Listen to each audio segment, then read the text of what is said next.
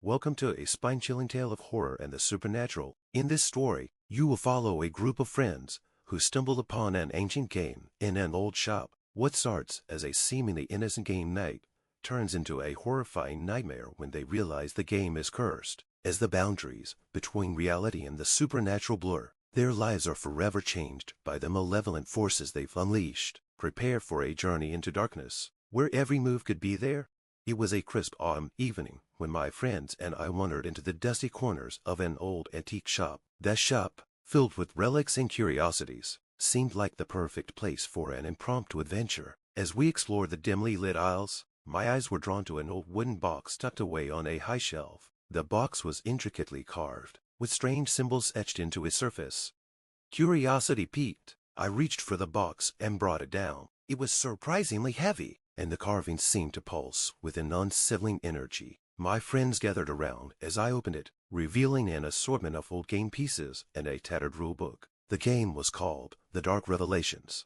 Despite the eerie feeling, we decided to play. We set up the game in the living room, and laughter filled the air as we began to read the rules. The game was simple in concept: navigate through a series of challenges and puzzles, uncover secrets, and survive the night. The rulebook warned of dark consequences, but we dismissed it as a gimmick to add to the atmosphere. As we played, strange things began to happen. Shadows seemed to move on their own, and the temperature in the room dropped suddenly. At first, we laughed it off as coincidences, but the game's atmosphere grew more intense with each turn. The challenges became increasingly bizarre, involving eerie rituals and cryptic symbols. One by one, the game began to affect us in unsettling ways. Emily, who was usually the most skeptical, started seeing strange figures out of the corner of her eye. Mark, our resident prankster, became unusually quiet and withdrawn. Sarah began having vivid, terrifying nightmares that left her in a state of constant fear. I, too, was not immune. I felt a growing sense of dread and unease, as if something was watching us.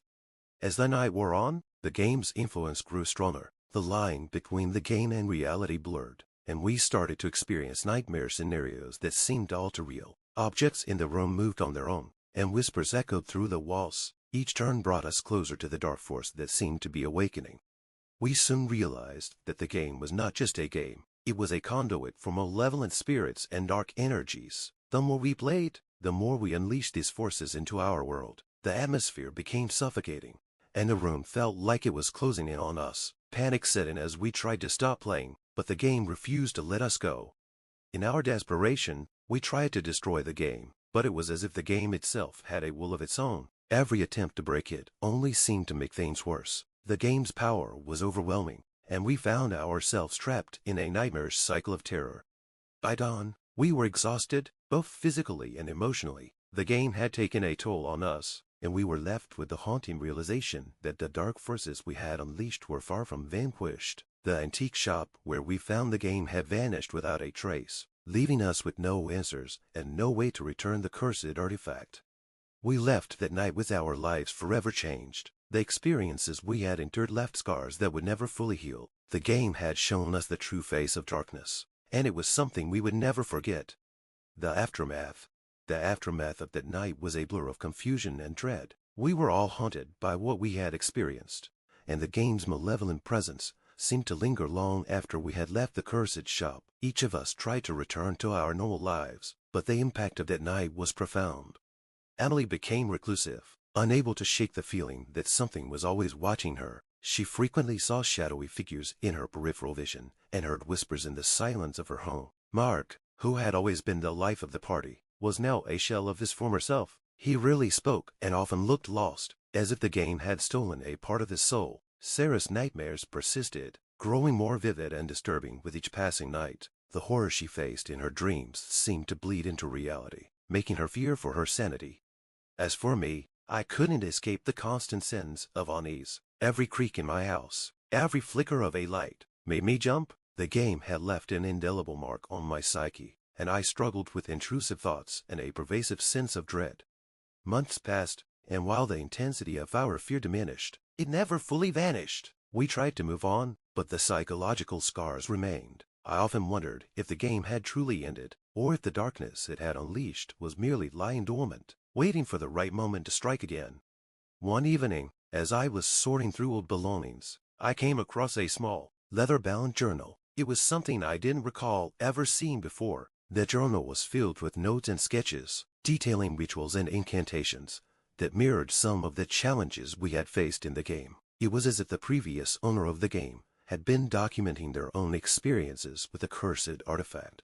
The journal spoke of a final, desperate attempt to contain the malevolent force. The writer had performed a ritual to trap the spirit within the game, hoping to prevent it from escaping into the world. As I read through the pages, a chilling realization struck me. The ritual was never completed. The game's power had been merely contained, not destroyed.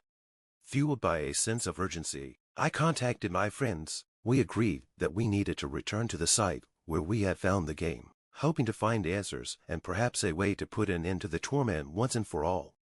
We ventured back to the place where the antique shop had once stood, only to find it completely gone replaced by a nondescript building. We searched the area, but there was no sign of the shop or the mysterious owner. Our search yielded nothing but the growing sense that we were too late.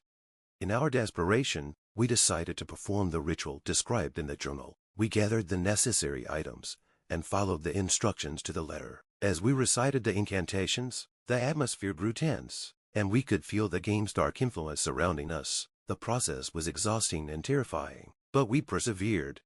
Finally, as we completed the final steps of the ritual, a sense of relief washed over us. The oppressive weight of the game's presence seemed to lift, and we hoped that the malevolent force had been truly contained. We parted ways, each of us scarred but hopeful. The experience had changed us forever, and the game's dark influence had left an indelible mark on our lives. We vowed never to speak of that night again, hoping to leave the horrors behind us. In the end, we learned a valuable lesson. Some things are best left undiscovered. The cursed game has shown us the darkest aspects of the supernatural, and its lessons were ones we would never forget. The darkness we faced that night was a reminder that some forces are better left undisturbed, and that some games should never be played